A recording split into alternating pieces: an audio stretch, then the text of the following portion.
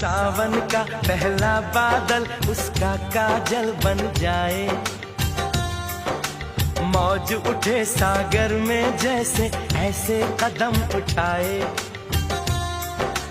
रब ने जाने किस मिट्टी से उसके अंग बनाए, छम से काश कहीं से मेरे सामने वो आ जाए। भोली सी सूरत, आंखों में मस्ती,